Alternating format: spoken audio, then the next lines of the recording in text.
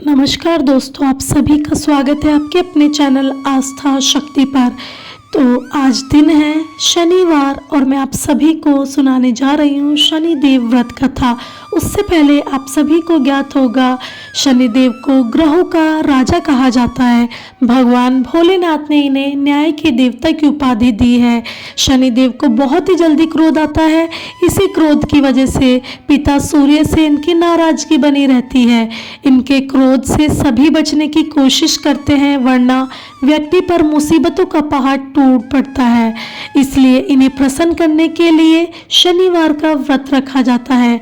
व्यक्ति शनि दोष से बचने और उन्हें शांत रखने के लिए अनेकों उपाय करता है। शनि कृपा से व्यक्ति को सुख और वैभव की प्राप्ति होती है। जो लोग शनिवार के व्रत करते हैं उनको पूजा के समय शनि व्रत कथा अवश्य श्रवण करनी चाहिए। तो चलिए अब हम आरंभ करते हैं शनिदेव व्रत कथा। एक बार सभी 9 ग्रहों सूर्य, चंद्र, मंगल, बुध, बृहस्पति, शुक्र, शनि, राहु और केतु में बहस हो गई, कौन सबसे बड़ा है। आपस में लड़ने के बाद सभी देवराज इंद्र के पास पहुंच गए।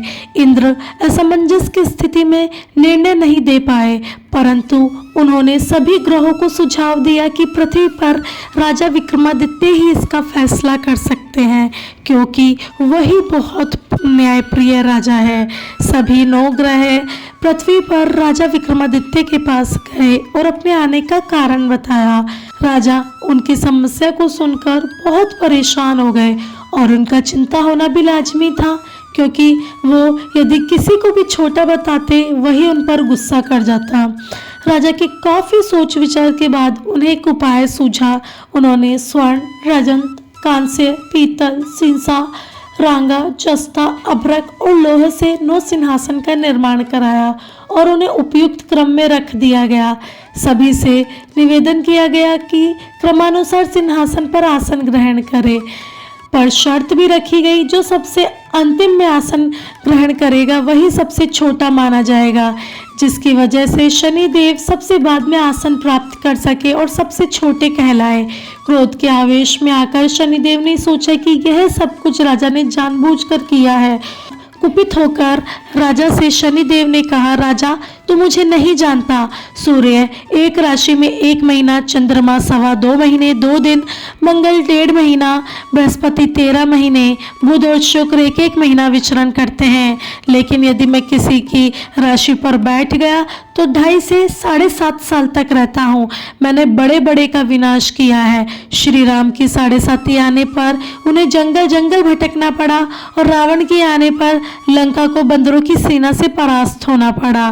क्रोधित शनिदेव ने राजा से कहा कि अब आपको सावधान रहने की जरूरत है। इतना कहकर शनिदेव कुपित अवस्था में वहां से चले गए। समय गुजरता गया और कालचक्र का पहिया घूमते हुए राजा की 7.5 पर आ ही गया। तब शनिदेव घोड़ों के सौदागर बनकर राजा के राज्य में गए। उनके साथ अच्छी नस्ल के बहुत सारे घोड़े थे। जब राजा को सौदागर के घोड़ों का पता चला तो अश्वपाल को अच्छे घोड़े खरीदने के लिए भेजा गया।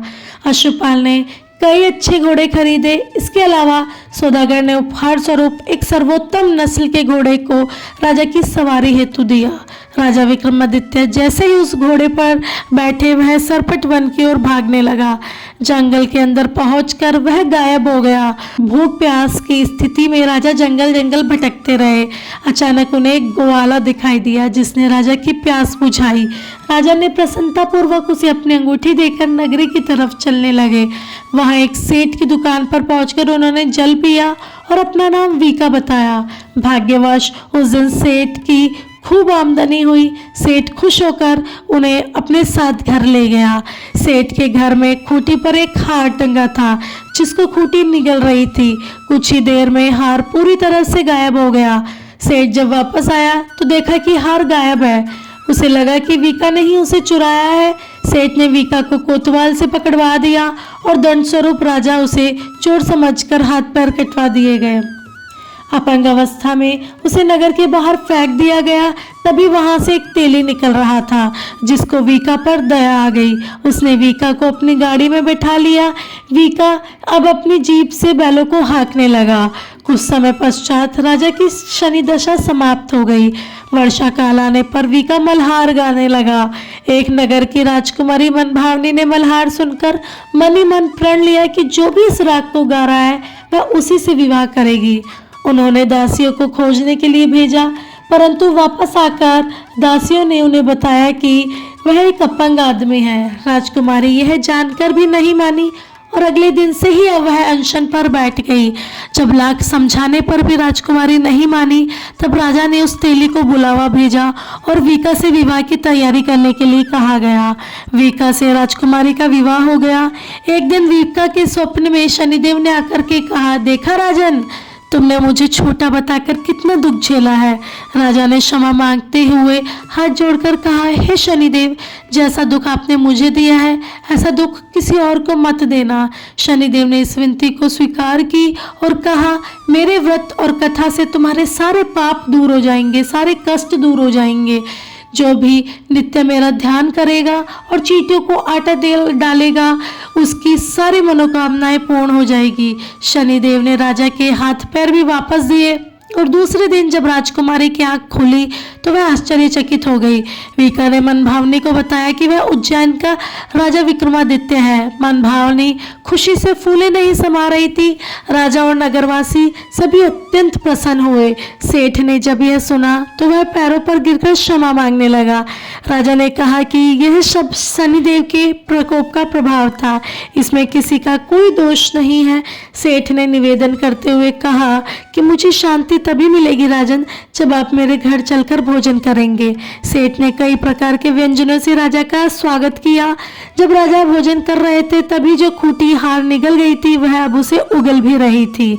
सेठ ने अनेक मोहरे देकर राजा का धन्यवाद किया और अपनी कन्या श्री कवरी से परिग्रहण का निवेदन किया। राजा ने सहर्ष स्वीकार कर लिया। राजा अपनी दोनों रानियों मनभावनी और श्री कवरी को लेकर उज्जैन नगरी लौट आए। सारे नगर में दीपमाला और खुशी मनाई। राजा ने घोषणा करते हुए कहा कि मैंने शनिदेव को सबसे छोटा बताने की गलती की थी, लेकिन असल में वही सर्वोपरि है। तब से सारे राज्य में शनिदेव की पूजा और कथा नियमित रूप से होने लगी। सारी प्रजा के बीच खुशी और आनंद का वातावरण बन गया। शनिदेव के व्रत की कथा को जो भी सुनता है, पढ़ता है, उसके सारे दुख दूर हो जाते हैं। तो दोस्तों, यह थी शनिदेव व्रत कथा। आपको कैसी लगी कमेंट में बताइएगा। अच्छी लगी तो चैनल को सब्सक्राइब करें, शेयर करें और लाइक करें। कमेंट में जय शनिदेव जरूर लिखें। शनिदेव आपके सारे दुखों को काटे और आपकी मनोकामना को पूर्ण करें। जय शनिदेव।